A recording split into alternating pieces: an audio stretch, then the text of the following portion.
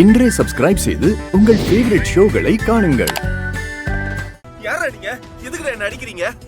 நீங்க யாருனே தெரியல, சொல்லிட்டு அதை அடிங்கடா. ஏன் சொல்ல மாட்டா வாங்கிக்க மாட்டியா? அப்படிலாம் இல்ல பிரதர். எதுவா இருந்தாலும் எனக்கு ரீசன் தெரியணும் இல்லையா? அடி வாங்குறது முக்கியம் இல்ல, அது ஏன் வாங்குறோம் எதுக்கு வாங்குறோம்னு எனக்கு தெரிய வேண்டாமா? எதுவா இருந்தாலும் அதுல ஒரு நியாயம் இருக்கணும் பிரதர். ஏய், உன்னை அடிச்சு வெளுத்து வாங்க சொல்லி ஒருத்தவங்க சொன்னாங்க, அதான் அடிக்கிறோம். பேமெண்ட் வேற கொடுத்துட்டாங்க. பேமெண்ட் கொடுத்துருக்காங்களா? டேய், யாரா அது?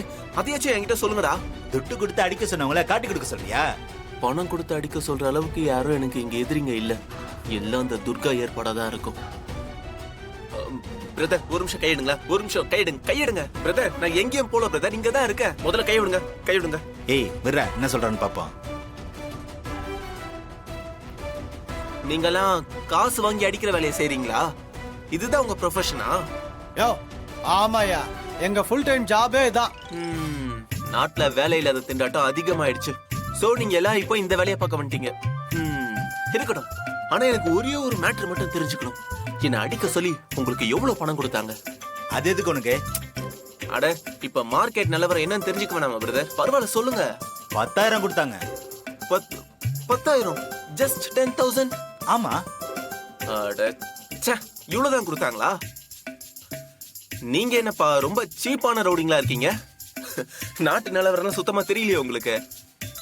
நீ என்ன சொல்ற பிரதர்? வேலை செய்யாம கூட இருக்கலாம், ஆனா குறைஞ்ச கூலிக்கு எப்பவும் வேலை செய்யக்கூடாது. உங்களோட ரேஞ்ச் என்னன்னே தெரியாமலே இருக்கீங்களே. ஏய், தேவையில்லாம பேசாத. அட இருங்க. இங்க பாரு, நான் ஒரு காரணத்தோட தான் பேசுறேன். 10,000 ரொம்ப குறைச்சல்ரா. நான் உங்களுக்கு 50,000 ரூபாய் தரேன். என்னது, 50,000மா? மாய பொழக்காதரா, சொல்றத முழுசா கேளு. நான் உங்களுக்கு 50,000 தரேன்.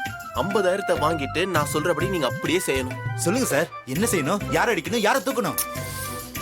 ஒவ்வொரு தடவையும் எக்ஸைட் ஆகாத, புரியுதா? நான் சொல்றத மட்டும் செய். சொல்லுங்க சார். உங்களை யார் என்ன அடிக்க சொன்னாங்களோ அவங்க கிட்ட போய் நான் சொல்றத அப்படியே சொல்லணும். ஓகேவா? ஒரு நிமிஷம் இருங்க. என்னடா அது, இவன் என்னமா சொல்றான்?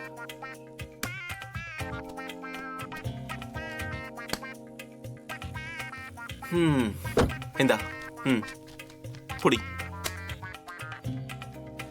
என்ன செய்யணும் சொல்லுங்க சார். அப்படி கேளு.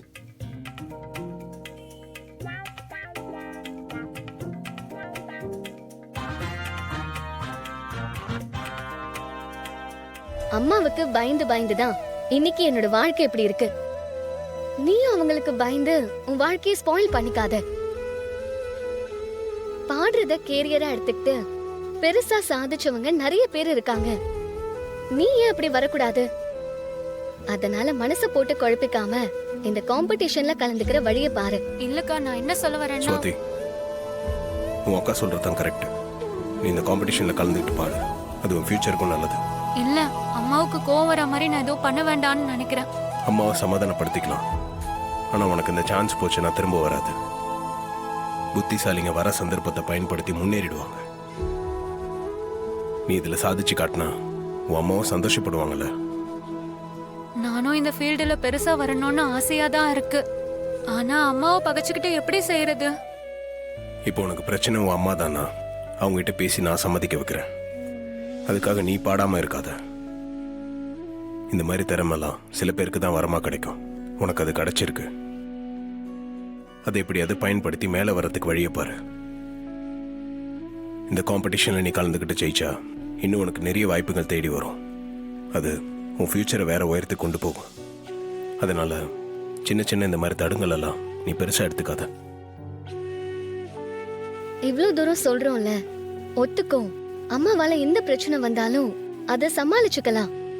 காம்படிஷன்ல கலந்துக்கிறேன்னு சொல்லு.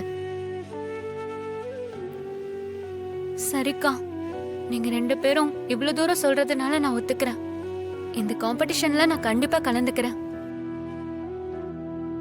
கலந்துக்கிட்டு வின் பண்ணியும் காட்டணும், அப்பதான் சந்தோஷப்படுவேன். கண்டிப்பா வின் பண்ணுவேன்க்கா. அட்வான்ஸ் வாழ்த்துக்கள். தேங்க்ஸ்க்கா. நாளைக்கு நாங்களும் வரோம். நீ நல்லா பாடணும். கண்டிப்பா பாடுவேன், கவலைப்படாதீங்க. நான் வரேன்க்கா. சரி, நான் வரேன்.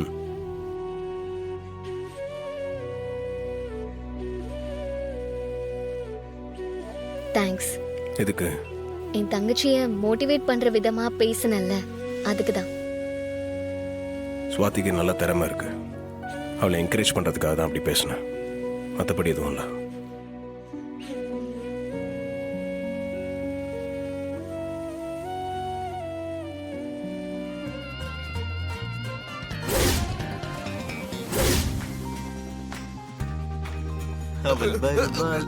என்ன சகல? டேய், அவ வருவாளா நீ? அவ வந்துட்டாடா, வந்துட்டாளா? என்ன வந்துட்டாளா? எதுவுமே ரெடி ஆகலையாடா?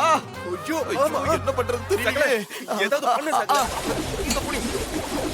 ஐயோ, இந்தாங்க சகல. முதல்ல பஞ்ச வைப்பா. இங்க வைக்க. இதோ இங்க.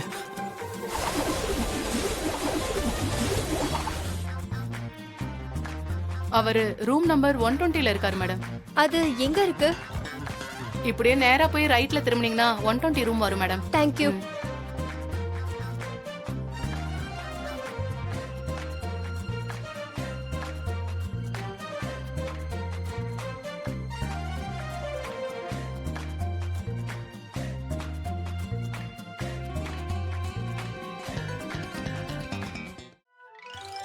ஓகேவா?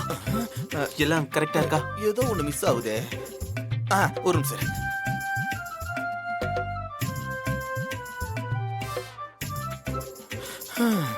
யாரு பெத்த பிள்ளையோ?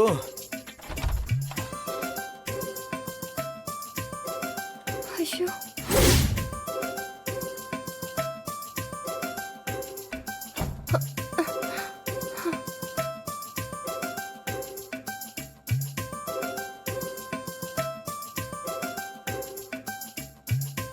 நல்லா பாரு துர்கா, எந்த படுபாவியோ இவனை இப்படி போட்டு அடிச்சிருக்கா. இவனுக்கு ட்ரீட்மெண்ட் கொடுத்த டாக்டர்ஸ் எல்லாம் அப்படியே மிரண்டு போயிருக்காங்க துர்கா, மிரண்டு போயிருக்காங்க. ஏன் மாமா? இவனை அடிச்சவங்க நாடி நரம்பு சத புத்தி எல்லாத்துலயும் சண்டை வெறி ஊறி போனவங்களால மட்டும்தான் இப்படி ஒருத்தனை அடிக்க முடியும்னு டாக்டர்ஸ் எல்லாம் மிரண்டு போயிருக்காங்க துர்கா, மிரண்டு போயிருக்காங்க. அந்த அளவுக்கு அடிச்சிட்டாங்களா மாமா? ஆமா துர்கா, டாக்டர்ஸ் எல்லாம் அப்படிதான் சொல்றாங்க. நவீன், நவீன்,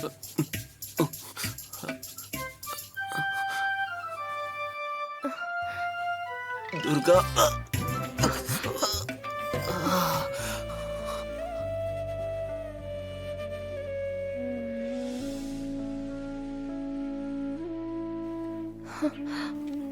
துர்கா, நீ வந்துட்டியா? நீ வருவன்னு நான் கொஞ்சம் கூட நினைக்கல. இப்போ எப்படி இருக்கு நவீன்? நீ தான் பாக்குறல்ல, கை கால் முகெல்லாம் அடிபட்டு ரொம்ப முடியாம இருக்க. போதும் துர்கா, கைய விடு, வலிக்க போகுது. கையை இப்படி வச்சுக்கப்பா, பார்த்து மெதுவா, வலிக்க போகுது.